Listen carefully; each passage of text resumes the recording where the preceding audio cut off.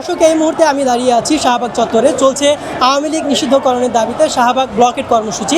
বৈষম্য বিরোধী ছাত্র আন্দোলন, এনসিপি এবং অন্যান্য রাজনৈতিক অঙ্গ সংগঠনের পক্ষ থেকে আওয়ামী লীগ নিষিদ্ধকরণের জন্য যে যমুনার সামনে যে কর্মসূচি ছিল আজকে জুমার নামাজের পর, সেখান থেকেই এনসিপির মুখপাত্র এবং এনসিপির অন্যতম জনপ্রিয় নেতা হাসনাত আবদুল্লাহর নেতৃত্বেই শাহবাগ ব্লকেজ কর্মসূচি ঘোষণা করা হয়েছে।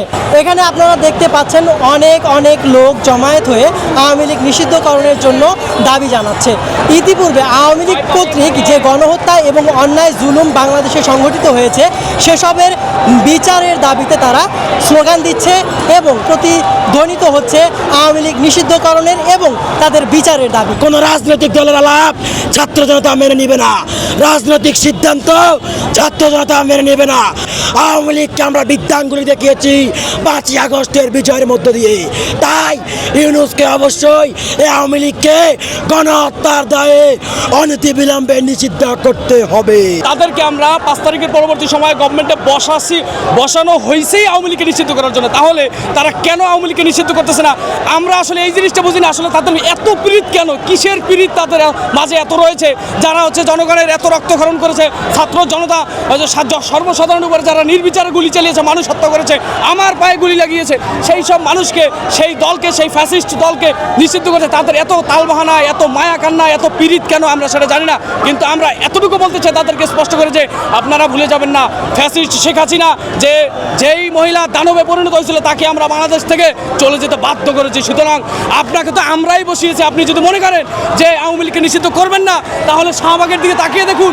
সারা বাংলাদেশে প্রত্যেকটা পয়েন্টে আজকে আন্দোলন চলছে। আমরা কিভাবে দাবি আদায় করতে হয় ছাত্র জনতা কিন্তু সেটা জানে। সুতরাং বাধ্য করবেন না এমন কিছু করতে যেটার কারণে আপনার সম্মানও চলে যায়। আপনি অতি দ্রুত স্বল্প সময়ের মধ্যে আওয়ামী লীগকে নিষিদ্ধ করে ফ্যাসিজমের যেই গুন্ডাতন্ত্র, মাফিয়াতন্ত্র, যে গুন্ডা লীগের যেই দলটি রয়েছে সেটিকে প্রজ্ঞাপন দিয়ে বাংলাদেশ থেকে চিরতরে নিষিদ্ধ করবেন এবং সর্বসাধারণ জনগণ, ছাত্র জনতাকে, এদেশের মানুষকে মুক্তিদান করবেন। 9 মাস যাবৎ ইউনূসকে আমরা দেখতেছি যে আওয়ামী লীগরা ওরা সংগঠিত করছে কিছু উপদেষ্টার কারণে, যেমন আসিফ নজরুল, তারপরে শাহাবুদ্দিন চুপ্পু, সেনাপ্রধান, এদেরকে অবশ্যই পদত্যাগ করতে হবে। না হলে আওয়ামী লীগ পুনর্বাসন হতে হবে, আমাদের পরে সমস্যা হবে। এবং আওয়ামী লীগকে নিষিদ্ধ করতেই হবে, পাশাপাশি তাদের সকল নেতাকর্মীকে আটক করে আইনের আওতায় আনতে হবে।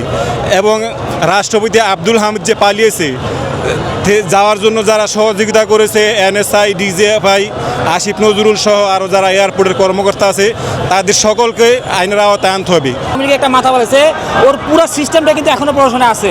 এখন আমাদের মানে বলতে গেলে সচিবালয় যে সকল আমলারা রয়েছে, তারা দেখা যাচ্ছে যে বড় বড় পদ নিয়ে বসে আছে। এখন তাদের যে বদলি হিসেবে অন্য কাউকে বসাবে, তারা এরকম একটা মাথা তো খুঁজে বের করতে হবে। আমাদের মনে হচ্ছে ওইখানে কিছু সংকট থাকার কারণে তাদেরকে সরানো যাচ্ছে না। এই সরানো না যাওয়ার কারণে তারাই যে বিভিন্ন মেকানিজম করে, ইউনূস সে নিজে একজন ভিকটিম।